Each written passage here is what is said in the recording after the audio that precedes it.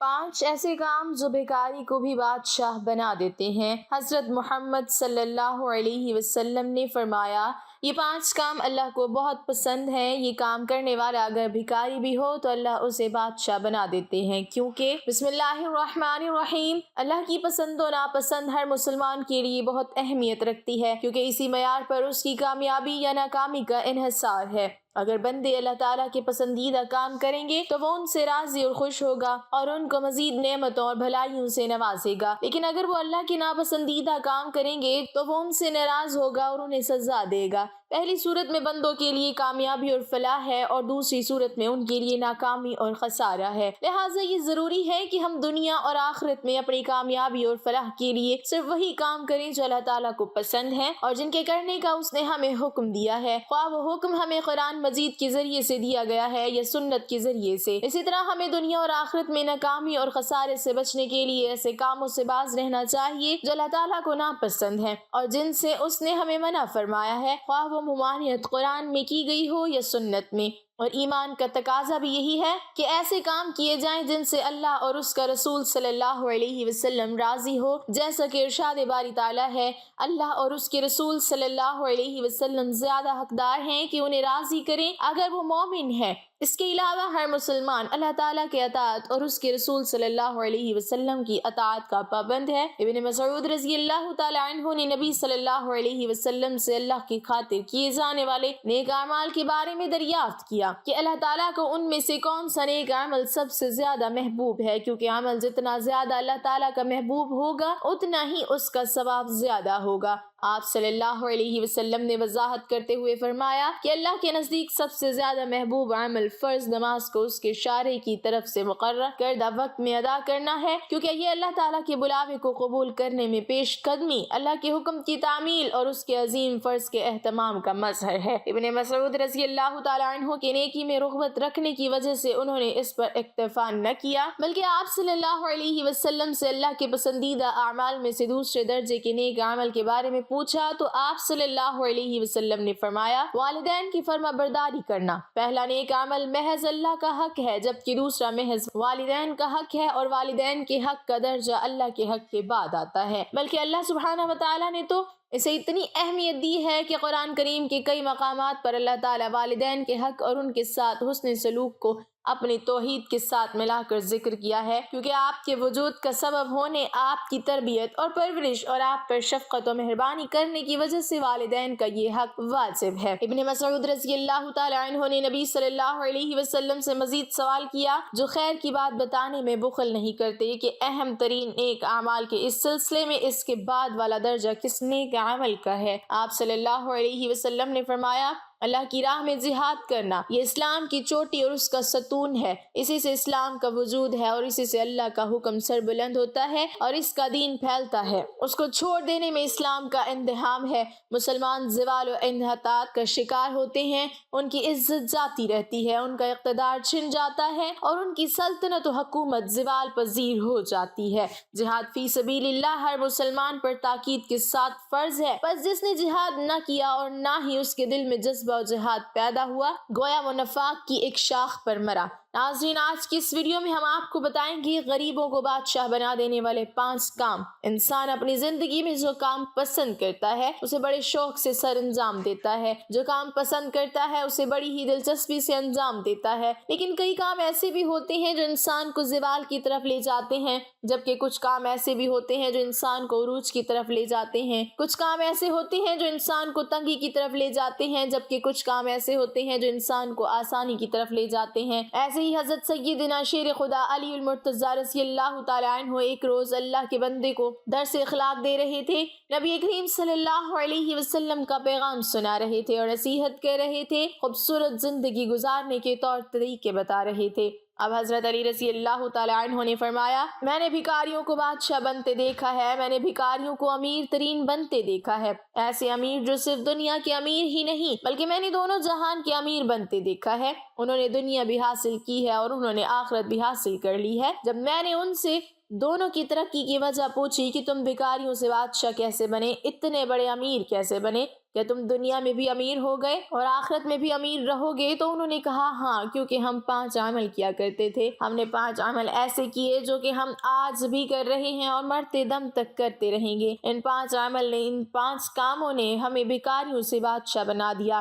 حضرت علی رضی اللہ تعالیٰ عنہ کہتے ہیں کہ میں نے پوچھا ہمیں بھی بتاؤ وہ 5 کام کون کون سے ہیں. محترم ناظرین، اس ویڈیو میں آپ کو امیری کا ایک نسخہ بتایا جا رہا ہے. 5 کام جو کہ آپ کو دنیا نہیں بلکہ آخرت میں بھی امیر بنا دیں گے. اگر آپ اس دنیا میں ہی نہیں بلکہ اگلے جہان یعنی آخرت میں بھی امیر ترین بننا چاہتے ہیں تو ان 5 کاموں پر عمل کرنا اپنی زندگی میں شروع کر دینا. انہوں نے فرمایا، ایک تو ہم پرندوں کو دانہ ڈالا کرتے تھے. حضور اکرم صلی اللہ علیہ وسلم نے ارشاد فرمایا، جس گھر میں پرندوں کا کھانا ملتا ہو، دانہ ملتا ہو یعنی رزق ملتا ہو، وہ گھر کبھی غریب نہیں ہو سکتا. اس گھر میں کبھی بھی رزق کم نہیں ہو سکتا. اللہ رب العزت اس گھر کا رزق کم نہیں کرتا جس گھر سے پرندے پلتے ہوں، پرندوں کو دانہ ملتا ہو، پرندوں کو پانی ملتا ہو.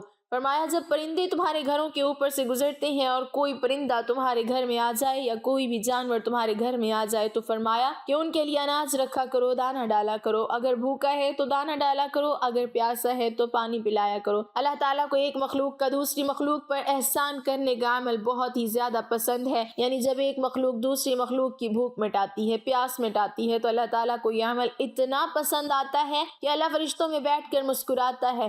جب ایک مخلوق دوسری مخلوق پر احسان کرتی ہے، جب پرندے کسی گھر میں کھانا کھا کر یعنی دانہ کھا کر اس گھر سے جاتے ہیں تو اللہ سے دعا کرتے ہیں کہ اے مالک، تجھے تیری وحدانیت کا واسطہ، تیری رحیمی کا واسطہ، جس طرح اس گھر کے لوگوں نے ہمارے رزق کا اہتمام کیا، تو بھی اس گھر کے لوگوں کے رزق کا اہتمام کر. تو یوں اللہ رب العزت اپنی برکت کے تمام دروازے اس گھر کی طرف کر دیتا ہے جس گھر میں پرندوں کو کھانا ملتا ہے، جانوروں کو کھانا ملتا ہے. حضرت امام باقر رضی اللہ تعالیٰ عنہ کے صاحبزادے حضرت امام جعفر صادق رضی اللہ تعالیٰ عنہ فرماتے ہیں کہ جو انسان صبح اٹھتے ہی ایک عمل کرتا ہے، اللہ رب العزت 3 فرشتے اس کے ساتھ ساتھ لگا دیتا ہے. یعنی 3 فرشتوں کی ڈیوٹی لگ جاتی ہے، وہ صبح، دوپہر اور شام اس کے ساتھ ہی رہتے ہیں.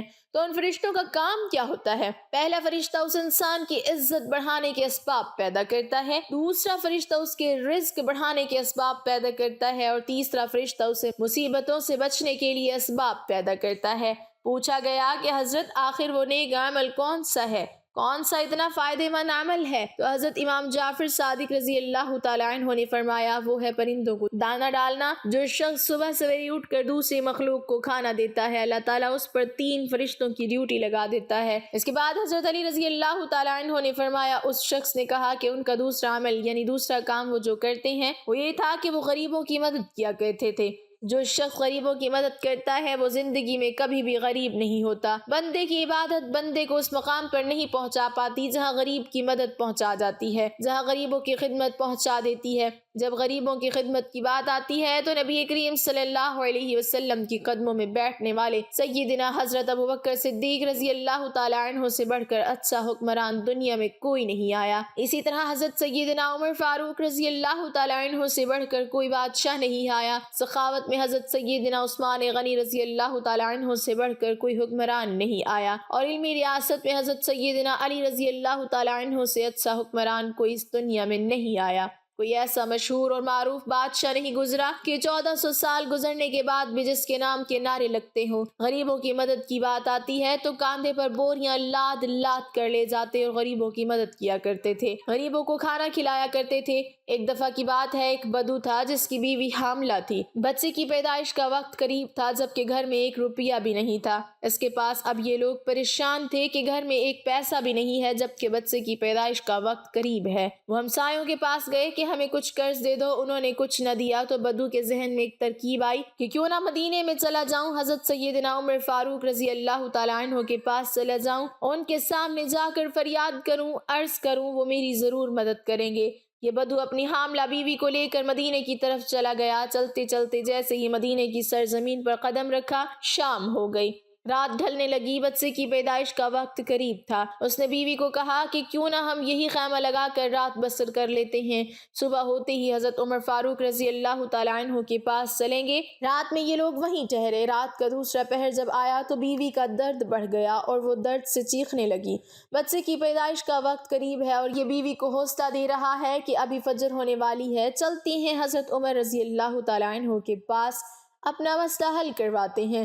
حضرت سیدنا عمر فاروق رضی اللہ تعالیٰ عنہ کی عادت تھی کہ آپ رات کے دوسرے پہر مدینے کی گلیوں میں گشت کیا کرتے تھے۔ فرمایا کرتے تھے کہ میرے حکمرانی میں اگر کوئی کتا بھی پیاسا مر گیا تو حساب عمر کو دینا پڑے گا۔ اس رات بھی حضرت عمر رضی اللہ تعالیٰ عنہ مدینے کی گلیوں میں گشت فرما رہے تھے۔ آپ رضی اللہ تعالیٰ عنہ نے دور سے دیکھا کہ خیمے میں آگ جل رہی ہے۔ آپ رضی اللہ تعالیٰ عنہ نے غلام کو بھیجا کہ جا کر دیکھو کون بیٹھا ہے، رات کی اس پہر کوئی مسافر تو نہیں۔ غلام اس شخص کے پاس گیا، اس نے کہا کہ میری بیوی حاملہ ہے، مجھے مدد کی ضرورت ہے۔ غلام نے واپس آ کر حضرت عمر فاروق رضی اللہ تعالیٰ عنہ کو ساری بات بتائی۔ اللہ اکبر! حضرت سیدنا عمر فاروق رضی اللہ تعالیٰ عنہ دوڑ کر گئے، اپنی بیوی کو اٹھایا، کہا اٹھو، اگر تمہیں ثواب مل رہا ہو تو تم لینا چاہو گی، اگر تمہیں نیکیاں مل رہی ہوں تو تم لینا چاہو گی۔